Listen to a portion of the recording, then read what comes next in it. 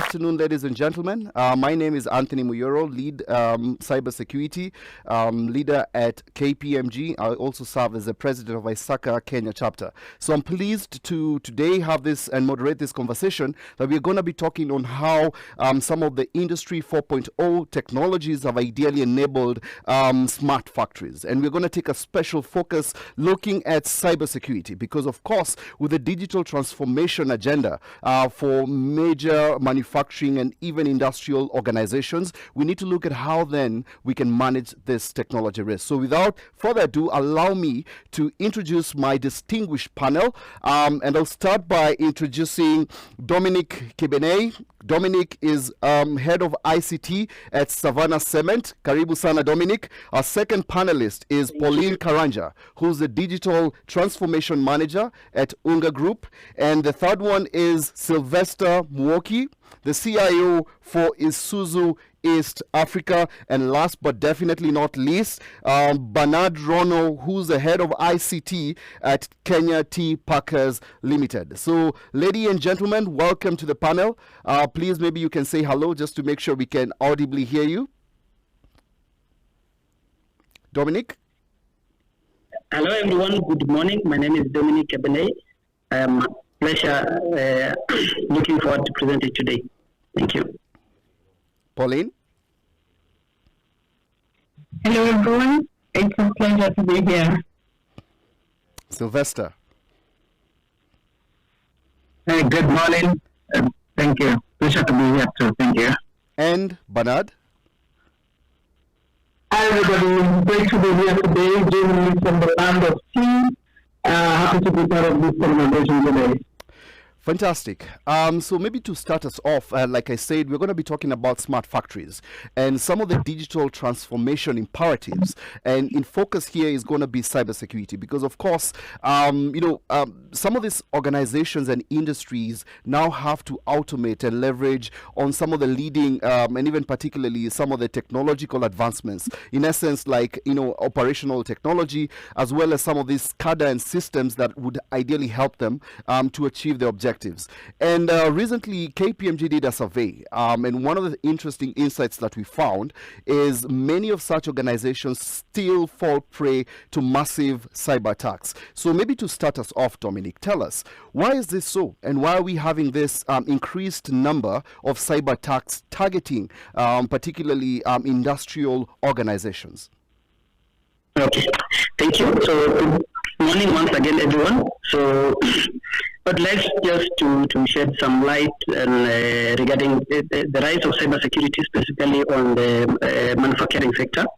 So, I think for me to say is I think one of the financial institutions or the fintech sector basically was I think has been slightly ahead of most of the industries. So at this rate, manufacturing sector is now starting to catching up, or basically they're now they've realized the value of technology. So with that digitization, the manufacturing industry going a lot, or basically investing a lot on digital transformation. So that means they become online, so a lot of their systems, a lot of their technology available, basically the urge to be on real time, the urge to get intelligent information. So, of course, exposes the industry to a lot of cybersecurity attacks because of, and there are various many reasons that puts a lot of manufacturing sector to risk, which I think is mainly the level of education. I think we realize that most even the smart factories that most manufacturing sector are going through, like example like us at Savannah Cement, is mainly run by, say, automation engineers who are not well equipped in terms of IT. So, like for example, I'll give you an example. Like on our side, we have a command center. So the command center basically is run by automation engineers who are fairly not extremely proficient in as matters of IT comes in place. Of course, then there are a lot of other gaps that are exposed that basically are exploited by cyber criminals. Systems not being patched on time.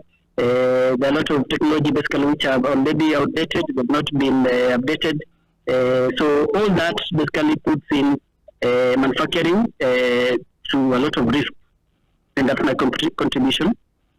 Well, there are very many varied risks that most manufacturing go through, from vendors, even because a lot of systems that are run, for example, the SCADA system is a highly big solution that runs the entire plant, for example. So all that, if there are gaps that comes with the manufacturers, the vendors, all that gets back to the factory, and also third-party systems that talk together, or basically they're interlinked to the organization systems. All that puts manufacturing to a big risk of cybersecurity. Excellent.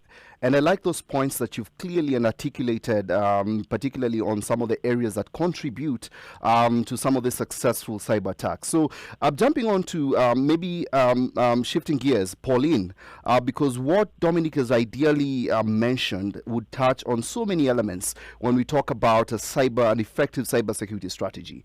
And then now the changing business models, adoption of new technology, there's a level of also upgrading of infrastructure that also has to be done, right? So when we look at an effective cybersecurity strategy that would serve a smart factory effectively, in your view, what are some of the pitfalls that many organizations ideally would fall prey to?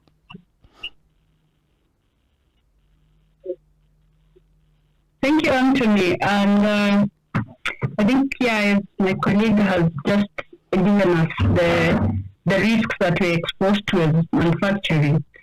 For me, I'll say that cybersecurity is a never-ending race. Now that we want to move into the newest technology available, we want to get connected, and there comes hyperconnectivity. The more we do that, the higher the risk of a cyber attack. And I understand, yes, we are looking into getting to this technology to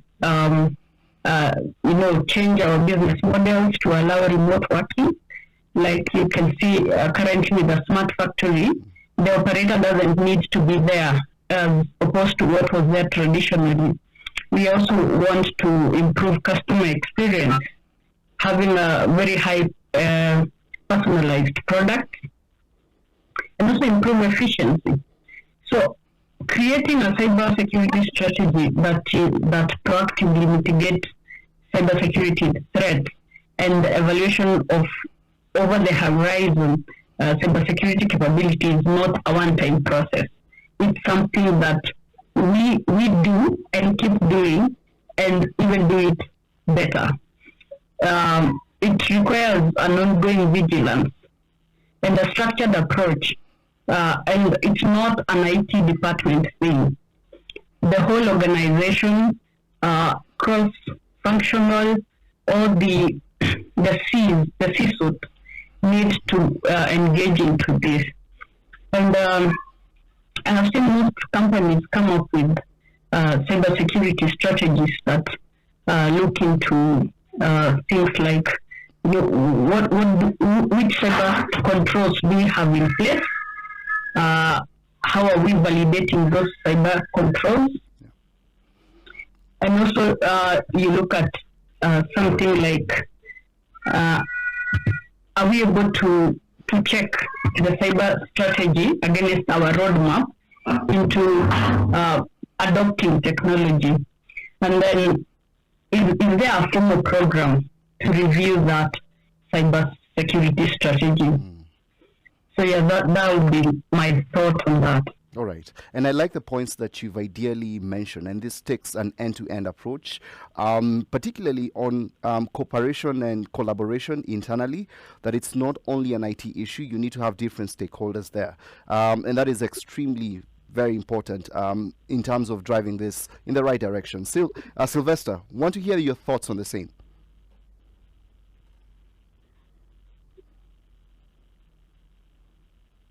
Thank you, Anthony. I look at the technical skills gap as one of the pitfalls in the smart factories. When I look at this, I'm looking at the ability of even the companies to adopt to emerging technologies and the lack of the skills. I think somebody raised it up about automation engineers and the rest. This cuts across all the enterprises. So it's a real pitfall when it comes down to adopting cybersecurity strategies for most organizations. The other thing, the other pitfall to the cybersecurity strategies is on the urgency. So in the IT world, in the tech world, especially in the corporate sector and in the manufacturing sector, everything is urgent. The tyranny of urgency is what can easily affect the adoption of cybersecurity and expose these manufacturing companies to more risk and vulnerabilities. The other thing is the mindset. What is the mindset in these corporate organizations? Is security just to the security department, or is the security mindset, the security culture, does it cut across the enterprise? If the mindset is wrong, if the culture is wrong, these manufacturing companies will be more exposed to risk, especially as we adopt to more and more emerging technologies in the manufacturing sector. That would be my take on that. Thank you. And thank you. I think very, very good points you've mentioned, Sylvester. First one, technical skills gap. Second one is that sense of urgency. And then you've also touched on the mindset. Let me focus on the first one, which is the technical skills gap, because, you know, cybersecurity happens to be one of the most understaffed domains in technology. And when we look at even globally, we currently have around, I think it's almost 4 million in terms of global shortage of cybersecurity people. And when we talk about manufacturing, particularly where you need niche skills to look at, you know, like IoT or OT or SCADA, ICS security, right? In your view, Dominic, what are some of the things and initiatives or approaches that organizations, particularly within the manufacturing space, need to do to close out on this skills gap? Because you need people to be the gatekeepers and to really drive the cybersecurity agenda and to fortify that organization. What's your take, Dominic? Okay, sure. Yeah, sure. Thank you, Anthony. So I think what is coming out from the rest of my fellow panelists is, I think, when you talk about skills gap, I want also to extend that to broaden it a bit and talk about the human element. And this basically we talk about. I think we normally refer in the cybersecurity space as the human firewall. In human firewall, basically, you are looking at how many other people, because how well cyber aware are your employees, for example. Because fine, you can invest on the best technology. That's what I always say myself. You can invest in the best technology, put in the right mitigation, but if you don't, say, for example, empower the employees, if you don't educate the employees correctly, a very basic example, like, say, social engineering, that maybe somebody receives a strange call before even carrying out due diligence. Say, for example, is this person calling me, is he a legit person? So to ask the very hard question, say, for example, somebody receives a call, maybe it's in finance, and say, I am supplier X, I supply this, but our bank details have changed from this to this. And somebody quickly say within the finance tables department, quickly proceeds and makes those changes. You can imagine that. The ripple effect that it will have, the company will make serious losses. So for me, I always talk about first is to make sure that a lot of cyber awareness training is carried out to all employees, to make sure that at least all employees are cyber hygiene, or train them on very basic things, so that if they receive, for example, a phishing email that comes to the email, for example, specifically even the engineers, for example, the machines that they're accessing from, we have the right say endpoints, for example. If you don't have the right endpoint, then it means if they download a malicious attachment, automatically say a keylogger will get into the network and it start moving around. If you don't have, say, for example, a very good solution that the endpoint that is able to pick, and because, like, for example, for us, we've done an engagement to a company, say, that we collaborate together on cybersecurity, that we do quarterly training for all employees, just to make sure that we are able to educate them as much as possible. We even give them some tests. We do sometimes, even from time to time, we do social engineering, even some phishing emails, just to see who is not well educated. Even we do both physical, sometimes we do the phishing emails that we send. I think for anyone who uses Office 365, there's a platform that gives them the capability to send those phishing email drills to all employees, just to assess. And of course, then also get an expert. We've collaborated with several companies that are specialized in cybersecurity. We do forensic penetration, vulnerability assessment and testing. just to make sure that whatever the systems that we run are they patch on time, and basically just to see any gaps that can easily be exploited by cyber criminals. And the most important thing is make sure that the employee, for me, I always say that the human firewall is the critical. Okay. Yeah. Excellent. And I like that. Emphasis on building the human firewall. So, Bernard, I want to hear your take, particularly when we talk about sustaining a culture of cybersecurity in an organization, right? A wise man once said that culture will eat strategy for breakfast. We can have an effective cybersecurity strategy, but if you don't have the culture to sustain it, then of course it's really going to nullify all the efforts. Bernard, what's your take on that? Well, actually, I was really great to be here, and it was really great listening to Vimal Shah earlier, Dr. Vimal Shah, and they're doing a fantastic job at India with the team right there. I'm picking up from where my colleague Dominic has left, that it's been widely reported that the weakest cybersecurity link in any organization is always the human element. I tell you what, Anthony, I think 7 years ago, we did not have any e-commerce platform running in Tetepa. And 5 years ago, as we ventured into e-commerce, we started getting a lot of phishing attacks, a lot of spam mails, and the massive attempted ransomware attacks in our environment. And I would say without a doubt that every CIO by now should have read the KPMG's latest cybersecurity outlook report that has just been released this September. It's truly an eye-opener. Four things come into mind when you think about the cybersecurity ecosystem. And one that is very critical, and I think Dominic just mentioned it, is you must have an initial cybersecurity assessment. As you think about the assessment, Anthony, as you look at your current system, some of the weak points, maybe some of the legacy systems on your network that probably haven't transitioned to your current environment. And sometimes that poses a huge threat to your infrastructure. Awareness is critical. I mean, the only way you can mitigate social engineering attacks is building a massive cybersecurity awareness. Sometimes it takes a simple attack on your network in form of a malicious document, in a Word document, that will encrypt your entire document in an organization. And Dr. Vimal said that, yes, you might have mitigation measures, but at the back of the mind is, yes, you'd recover the data from the cloud, but then would you recover the amount of time that you've lost during a downtime? It's very important to prioritize the risk action. And in talking about risk, Anthony will agree with me that there could be operational risk, strategic risk, financial risk, and compliance risk. It's very important to measure how you perform against all that. And finally, really, you build on security. Again, 7 years ago in Tetepa, we do not have IoT devices. Right now, running a fleet of not less than 70 vehicles, all of them fitted with IoT devices, a digitized environment.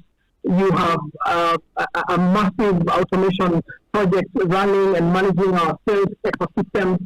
The threat couldn't be any real than it is right now. And it's very important that as we think around cybersecurity, those four key pillars would stand out, and it would be very important in building a robust cybersecurity strategy for any organization. Fantastic. And thank you very much. You've captured it very well, Bernard. And I want to throw this question as well, because there's an interesting thing that I'm thinking about here. And this is where security has to be built in as opposed to being a bolt-on, right? And this is where the concept of security by design comes into play. So happy to hear your thoughts. I don't know, Pauline, and then maybe Sylvester can also opine on the same. How can organizations in manufacturing embrace this principle effectively? I'll go first.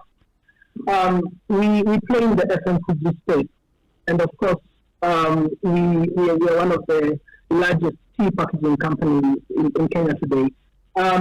If you're importing a machine today, a tea packaging machine today, the probability of that machine coming in with an embedded IoT equipment would be very high. So you've got to build on security. You don't just deploy systems and hardware in your main core production line without thinking about what security mitigations you need to put in place. Today, if I have a problem with my machine at the factory, an engineer in Italy will be able to log in and fix the problem remotely. But then at the back of our minds, that interface, the entire connection, really rides on an infrastructure.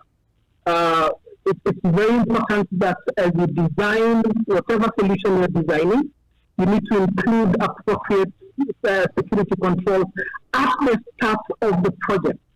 What many companies do is that you embark on massive digital transformation projects with the business in mind. I like what, again, Dr. Rumal said, that, they used to run an accounting system. Now it's a business system. So before you embark on an aggressive digital transformation strategy that involves massive projects, you've got to think security first. I would have that take, Anthony. All right. Excellent. Pauline? Maybe just to add what Ronnie is saying is very true. I was just thinking that, anything else in the organization, before it's integrated, goes through vigorous scrutiny. But we discovered that when we are implementing new technologies, we are excited about what that technology is able to do. We are excited on the new achievements that we'll have. And the least of all worries is how unsafe it's making us, or the threats it's actually opening us to. And this now should be something embedded into us, that anytime we are welcoming new technologies, anytime we are welcoming new machineries, security should be the first thing to tick, or first thing to consider. How are we going to mitigate the risks that are being opened up by this new technology? Fantastic. And that is a very good response. So, and then the other area that we normally like to majorly, place an emphasis on when we talk about cybersecurity is incident response. But interestingly, the recent survey that we did, the KPMG Africa Cybersecurity Outlook Survey, we recently launched, an interesting finding came out that many organizations, including manufacturing organizations, focus on cyber defense and very little on incident response. Now, when we talk about making your organization becoming cyber attack ready, special emphasis also has to be made on incident response. So allow me to throw this question to Dominic, and also happy to hear what Sylvester thinks on the same. How can we strike this balance, and what is the most effective approach, particularly when you talk about incident response and the resilience and contingency plans that smart factories need to embrace? Okay. Thank you, Anthony. I think that is a very, very nice one. So, just on the same, it is very true that we invest a lot on technology or security solutions. I think the biggest disconnect that comes is we get in, say, for example, the admins who will be constantly, or the rest of IT guys who have constantly invested on security solutions.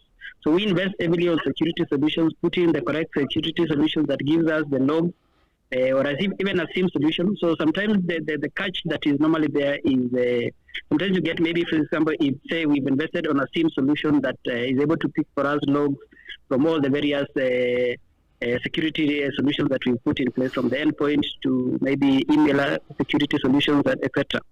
So I think we fail sometimes to constantly monitor the logs. Or sometimes we get a lot of logs that maybe it comes even very hard also to decipher anything. So we get a lot of logs that are generated.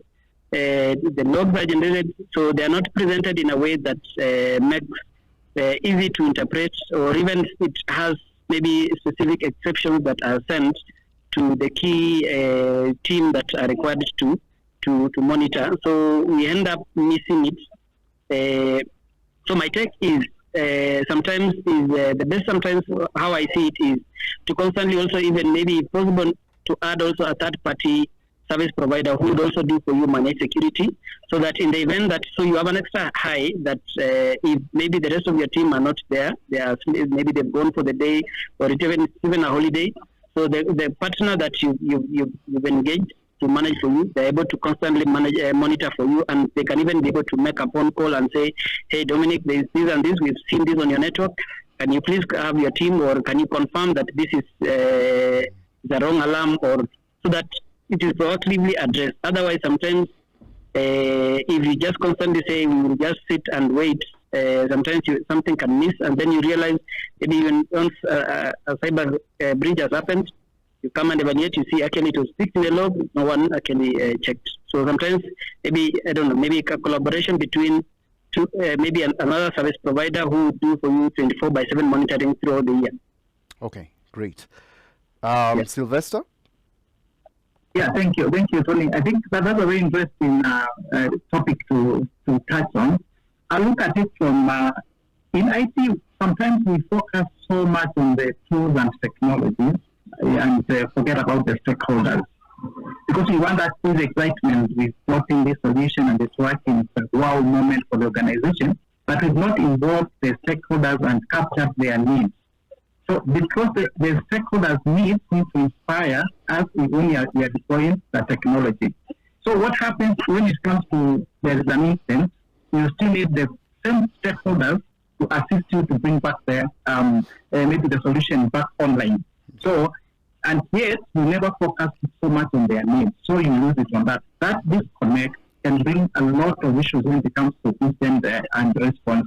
So my take is we need to now revisit and start thinking more on the business needs than the technology and the things we need to apply first. So we bring the business needs first. And that's why when I listened to Umar in the morning, we talked about SAP. When Bidco brought in SAP, it was an accounting software. But now it has advanced to become a business solution. They cannot do without it. So we need to focus more on the need side, then it will assist us in case of there's something we need to address in the form of an instance. Thank you. All right, thank you. And Pauline, I don't want to close that until you give us your views on the same. How do you ensure smart factories are cyber attack ready? What are the steps that organizations now need now to take, and what do they need to ensure that is in place? Thank you, Anthony. I think we all agree here. It's not a matter of if, but when. Even as alluded in our morning session. So it's that thing that it's going to come one day, but now how do I get ready for a cyber attack? And as my colleagues have just said, is that we have focused so much on defending ourselves so that nobody gets into our network. But let's just now think and imagine, what if they get inside? Or actually, when they get inside, what do we do? One thing is that organizations need to come up with cyber incident response strategies. What do we do when an attack happens? Outlining all the steps that we need to take as an organization, and how far can we go? If it's about a ransomware, are we willing to pay a ransom, or what actions, legal actions, or policy actions that we need to take as an organization? Such a strategy outlining all those steps. And I think also we need to form a team, a cyber attack response team. And this team is not only IT function team, but as I said earlier, across the business, finance, operations, distribution. Maybe each function offers somebody to be part of the team, so that they currently review our cyber attack response readiness, and then maybe even perform drills. Just pretend that this has happened. So what do we do? Like we do fire drills in our company so many times, and you're actually forced to act as if the fire has happened. Yeah. I think we should do cyber attack drills not just inform the whole organization. There is cyber attack, so that you also see how can they respond, employees. And also, we communicate to our employees to tell them, this is, as an organization, this is our position on cyber attacks, and this is what we should do in case a cyber attack happens. So that, with this social media thing and everything, you can, you'll be shocked that maybe you're attacked and somebody puts it on their social media post, and before you know it, you have the wrong reputation with your customers. So we need to be very deliberate as organizations in terms of being cyber attack ready, because this thing with the growing technology, it's a matter of when. Excellent, Thank you. Pauline. That is a well summary of how it should be done, because an interesting thing is that when we support our clients, particularly in adversary simulations and red team assessments, key things normally come up to have an effective readiness strategy. The first one, effective communication. Second one, coordination, because most of the time people know what to do, but it's the coordination that is not normally well synchronized. And then the last one, decisive action, knowing what to take, the decision to make, and making it decisively. So that's a very good point from you. So, ladies and gentlemen, I think now we need to wind up this engaging conversation. I know we can talk the entire day. Dr. Vimal Shah said, cybersecurity sometimes sells a lot of fear. But here, from this conversation, I think there's a lot of hope, particularly coming from domain specialists like yourselves, looking at how organizations can also be ready and advising in terms of what's the most effective approach that even smart factories need to take. Now, as we wind up, I want you guys to give your parting shots as we close this conversation. And I'm going to start with Dominic, and then Sylvester, and then Pauline, and last but not least, Bernard. Okay. Thank you, Anthony, again. So my closing remarks would be cybersecurity is constantly is a big threat that remains, whichever the case, for every organization. So it's an ever-evolving threat that every organization will face, and we have to constantly just keep on tightening our processes, our internal processes, both. And we should not shy away from, say, for example, going to digital transformation. We should, as much as possible, and try as much as possible to do as many mitigation measures to safeguard ourselves and the organization at large against cyber threats. Thank you. Thank you. Thank you, Anthony. My parting shot would be like, if we must be secure, we must start thinking like security firms. The same way, if we must be digital organizations, we must start thinking like the tech companies. If you want to fully digitize the organization, you must start thinking like Apple. You must start thinking like Microsoft. So the mindset is what is my parting shot about today. Thank you. Thank you. Pauline? Yeah, I think today's discussion is about the smart factory, and here we are also discussing about cybersecurity. Now, there is a saying where I come from that this I'm translating, the crocodile eyes have never made cows not to drink water. So also from what the biblical CEO was saying, we can't get scared to embrace new technology, but all we need to be is just be ready. Mm-hmm. Great. Thank you so much. Bernard? My parting shot was going to be whether all of you have had tea this morning, but that said, Anthony, I would say it's important to simulate an actual disaster. It's not enough to just have a firewall. It's not enough to have an endpoint solution. The question to the CIOs I want to post today is whether you have a full view of your entire enterprise. And number two, it's very important, just borrowing from Pauline, it's important to simulate an actual disaster, whether your systems run on cloud or on-prem. We better be prepared than sorry. I would end with that, Anthony. Fantastic. Thank you so much, ladies and gentlemen, for the amazing session. So, ladies and gentlemen, that brings us to the end of this very interesting conversation. Like you've heard from our panelists, there are very many factors that we need to consider, particularly embracing smart factories with essence of ensuring that the cyber risks are managed. So, without further ado, I'd like to thank you all and close this session. I wish you all the best and have a fantastic day. Thank you and God bless you.